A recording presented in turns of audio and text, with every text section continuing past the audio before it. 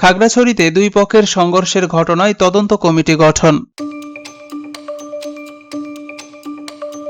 খাগড়াছড়ি থেকে ফারহানা আক্তারের পাঠানো তথ্যচিত্রে বিস্তারিত জানাচ্ছে মাসুম বিল্লাহ।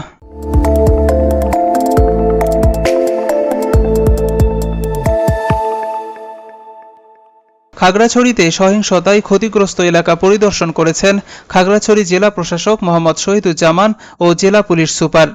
কিন্তু এই যে গতকালকের এই পরিস্থিতিতে আমার এই দোকানটা প্রায় আমার এখানে কি বলবো যে এখন আমার এটা দেখে আমার এখানে কর্মচারী আছে 4 জন, ওদের কর্মসংস্থান শেষ হয়ে গেছে। 2 অক্টোবর বুধবার সকালে খাগড়াছড়ি বাজার ও ক্ষতিগ্রস্ত এলাকা পরিদর্শন করেন এবং ক্ষতিগ্রস্ত ব্যবসায়ীদের সাথে কথা বলেন প্রশাসনের ঊর্ধ্বতন কর্মকর্তারা। খাগড়াছড়ি জেলার প্রশাসক মোহাম্মদ শহীদুজ্জামান বলেন, আমরা অ্যাসেসমেন্ট করার জন্য বলা হল কাছে আমরা পারি আপনার শারীরিক ব্যবস্থাটা কেন ঘটলো, কি কারণে ঘটলো, তার জন্য একটা তদন্ত কমিটি গঠন করা হয়েছে ওদের জেলা ম্যাজিস্ট্রেটের নেতৃত্বে। আর পরিস্থিতি উন্নয়ন ঘটলে আমরা দ্রুত 130 ধারা প্রত্যাহার করে নেব। স্যার এক্ষেত্রে 144 কোনো কি অনুদান দেবেন কিনা? হ্যাঁ, আমরা এই ক্ষয়ক্ষতি নিরূপণ করে আমরা তাদের অনুদানের ব্যবস্থা 144 ধারার যে বিষয়টা এটা কি হবে?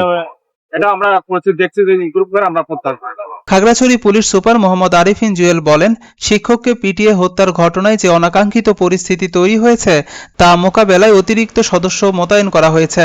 আইন কোনোভাবে নিজের হাতে তুলে নেওয়া যাবে না। এখন পর্যন্ত 2টো মামলা হয়েছে। শিক্ষক হত্যার ঘটনায় এখনো মামলা হয়নি। নিহতের পরিবারের সদস্যরা এখনো খাগড়াছড়ি এসে পৌঁছায়নি। তারা আসলে মামলা হবে। উল্লেখ্য, 1 অক্টোবর মঙ্গলবার খাগড়াছড়িতে ধর্ষণের অভিযোগ এনে আবুল হাসনাত মোহাম্মদ সোহেল রানা নামের এক শিক্ষককে পিটিয়ে হত্যা করা হয়েছে। এই সময় পাহাড়ি বাঙালির মধ্যে কয়েক দফায় সংঘর্ষ হয়।